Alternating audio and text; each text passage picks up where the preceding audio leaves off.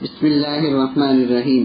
قرآن کا پیغام پارہ نمبر 11 پہلا پاو حصہ۔ سورہ توبہ کی آیت نمبر 95 اور 96 میں اس بات سے آگاہ کیا گیا جھوٹ کا انجام دنیا میں ذلت اور آخرت میں سخت عذاب ہے۔ جب رسول اللہ صلی اللہ علیہ وسلم غزوہ تبوک سے واپس آئے تو منافقین جھوٹی قسمیں کھا کر اپنی جان بچانے لگے۔ رسول اللہ صلی اللہ علیہ وسلم نے بھی ان کی ظاہری حالت کو دیکھ کر عذر قبول کر لیا، مگر اللہ تعالی نے ان کے جھوٹ اور دھوکے کی ساری حقیقت کھول کر رکھ دی اور اس جرم کی وجہ سے ان کا ٹھکانہ جہنم قرار دیا۔ اسی طرح جو لوگ جھوٹ بول کر لوگوں کو دھوکہ دیتے ہیں، دنیا میں ان کو ذلت اور رسوائی اور آخرت میں سخت عذاب ہوگا۔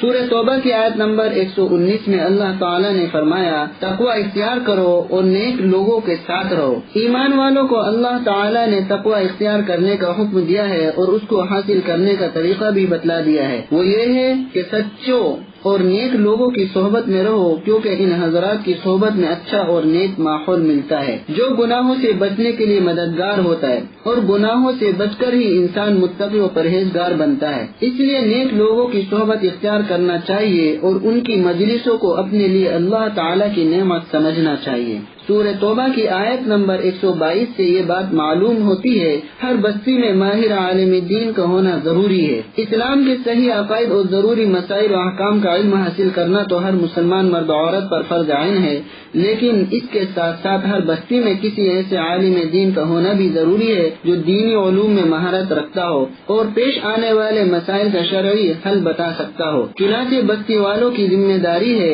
کہ وہ اپنی بستی میں سے کسی کو عالم بنائے یا باہر سے کوئی عالم لا کر اپنی بستی میں رکھیں تاکہ ان کی شرعی ضرورت پوری ہو سکے۔ قرآن کا پیغام پارہ نمبر 11 دوسرا پاو حصہ۔ سورہ یونس کی آیت نمبر 9 اور 10 میں ایک اہم بات بتائی گئی، جنت کی نعمتوں کے حصول کے لیے ایمان اور عمل صالح شرط ہے۔ جو لوگ ایمان اور عمل صالح کی دولت سے مالا مال ہوئے، اللہ تعالیٰ ان کو جنت میں داخل فرمائے گا۔ ان کی حالت یہ ہوگی کہ جب وہ جنت کے عجائبات کو دیکھیں گے تو بے اختیار اللہ تعالیٰ کی پاکی بیان کرنے لگیں گے، اور جب ایک دوسرے سے ملیں گے تو سلام کریں گے، اور جب جنت کی ہمیشہ نعمتوں کو دیکھیں گے تو کہیں گے تمام تعریف اس اللہ کے لیے ہے جو سارے جہانوں کا پالنے والا ہے۔ سورہ یونس کی آیت نمبر 22 اور 23 سے یہ سبق ملا، انسان کو خوشی اور غمی ہر حال میں اللہ کو یاد کرنا چاہیے۔ کفار و مشرکین کی عادت ہے کہ جب ان پر کوئی مصیبت آتی ہے تو اللہ تعالیٰ کو یاد کرتے ہیں اور اس کی بارگاہ میں آہوزاری کرتے ہیں، مگر جب وہ مصیبت دور ہو جاتی ہے تو پھر سے اپنے کفر و شرک اور سرکشی پر جم جاتے ہیں۔ اب یہ بری عادت مسلمانوں میں بھی پیدا ہو گئی ہے کہ جب مصیبت آتی ہے تو خوب دعائیں کرتے ہیں، مگر جب راحت ملتی ہے تو اللہ تعالیٰ کو بھول جاتے ہیں۔ ایمان والوں کو اس بری عادت سے بچنا چاہیے اور خوشی و غمی ہر حال میں اللہ کو یاد رکھنا چاہیے۔ سورہ یونس کی آیت نمبر 24 سے ہمیں اس بات سے آگاہی ہوئی، آخرت ایک حقیقت ہے جو آ کر رہے گی۔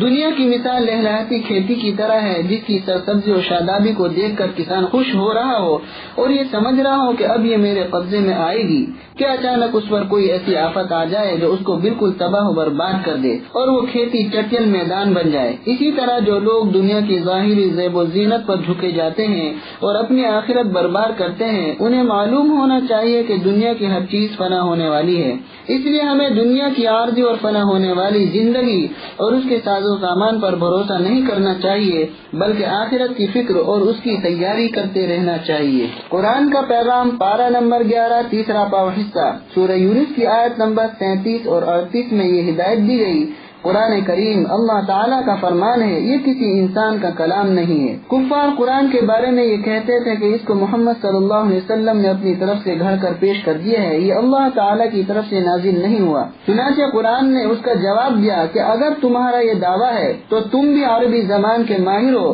تم اس جیسی ایک صورت ہی بنا کر پیش کر دو، لیکن وہ اس صورت تو کیا قرآن جیسی ایک آیت بھی نہ بنا سکے۔ اس سے ثابت ہو گیا کہ یہ اللہ تعالیٰ کی طرف سے نازل شدہ کتاب ہے اور محمد صلی اللہ علیہ وسلم اللہ کے سچے اور رسول ہیں۔ سورہ یونس کی آیت نمبر 49 میں اس بات سے آگاہ کیا گیا، جب سرکشی حد سے بڑھ جاتی ہے تو اللہ تعالیٰ کا عذاب آتا ہے، تب کسی کو مہلت نہیں ملتی۔ اللہ تعالیٰ کا یہ دستور ہے کہ وہ اپنی نافرمانی کرنے والوں کو عذاب دینے میں جلدی نہیں فرماتے، بلکہ ہر ایک کے لیے اس نے ایک وقت مقرر فرما دیا ہے، اور جب سرکشی حد سے بڑھ جاتی ہے تو مقررہ وقت پر عذاب آ جانے کے بعد کسی کو مہلت نہیں ملتی۔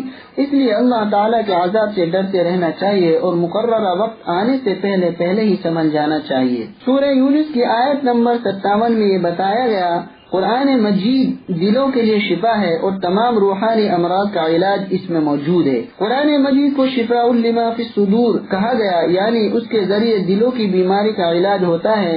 مطلب یہ ہے کہ جو شخص اس کی ہدایت پر عمل کرے اس کا دل روحانی بیماریوں سے شفا یاب ہو جاتا ہے۔ حسد، کینہ، تکبر، بخل، خود پسندی، دنیا کی محبت اور وہ سب امور جو لوگوں کے دلوں کو تباہ کر دیتے ہیں، قرآن مجید میں ان سب کا علاج ہے، بشرطے کہ اس علاج کو اختیار کیا جائے۔ لہذا قرآن کی ہدایت پر عمل کرو۔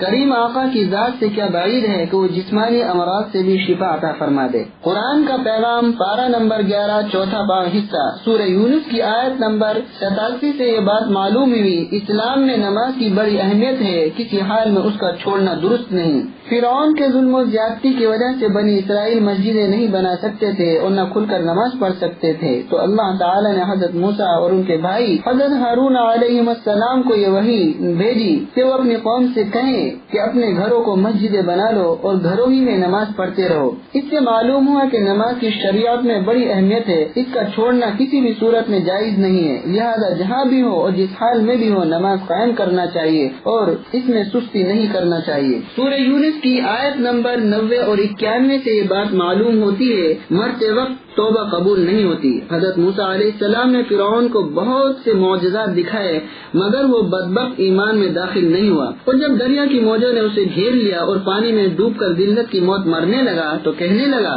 کہ اب میں موسیٰ کے رب پر ایمان لاتا ہوں، مگر اللہ تعالی نے اس کا ایمان قبول نہیں کیا۔ معلوم ہوا کہ موت کے وقت جب آخرت کے احوال نظر آنے لگے تو اللہ تعالی اس وقت کی توبہ اور ایمان قبول نہیں کرتا، لہذا انسان کو موت سے پہلے ہی اپنے گناہوں سے سچی توبہ کر لینی چاہیے۔ سورہ یونس کی آیت نمبر 107 میں یہ بتایا گیا، اللہ تعالی ہی نفع نقصان کے مالک ہیں۔ اللہ تعالی اگر کسی کو نقصان پہنچانا چاہتے ہیں تو اس کو اس نقصان سے کوئی نہیں بچا سکتا، اور اگر کسی کے بارے میں بھلائی کا فیصلہ کر لے تو اس کے فضل و کرم کو کوئی بھی روک نہیں سکتا، اس کی چاہت میں کسی کو دخل نہیں ہے، لہذا نفع نقصان کا مالک صرف اللہ ہی کو سمجھنا چاہیے اور اپنی ہر حاجت کا سوال اسی سے کرنا چاہیے۔